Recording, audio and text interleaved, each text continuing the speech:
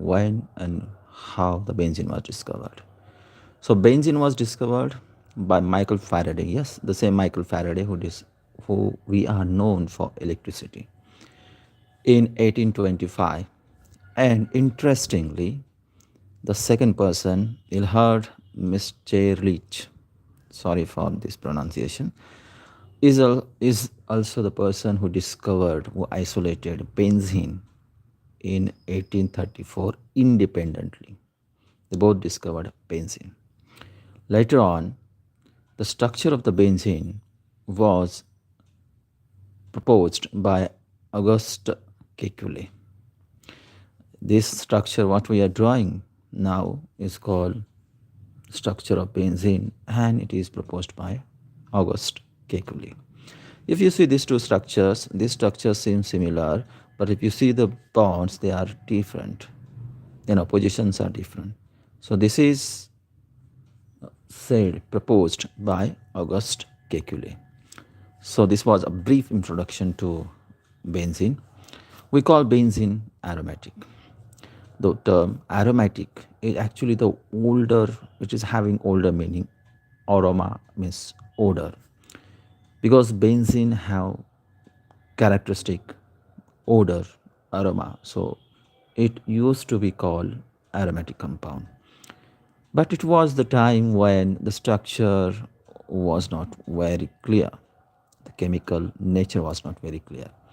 Later on the basis of chemical nature, the compounds started to classify aromatic if they have some peculiar characteristics. So the current method, new method, which is different from older on the basis of chemical nature to identify the compounds, aromatic compound, is based on the rule which is called Huckel Rule. Now this Huckel's rules is generally a very useful rule to identify aromatic compound. Any compound which fits in this rule is called aromatic compound. So rule is like this, very simple rule. The rule first point in this rule says that the molecule must be cyclic. So any cyclic molecule, cannot be aromatic obviously, but every aromatic compound is cyclic. Second point is the molecule must be planar. Now what is meaning of this? Molecule must be planar means the molecule should have p orbitals, half fill orbitals, and that should be parallel. Later on we are going to understand this, but just understand that it should be flat planar structure. In the same plane, the molecules at atom should be there, which is having half filled p orbitals. Rule number 3 says that it should have continuous ring of p atomic orbitals. I mean that in case of say this benzene, here there are 6 carbons, all carbons have p orbitals.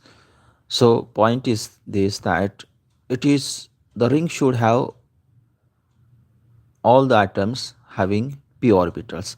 It should not be such that in between atom in the ring is having sp3 hybridization.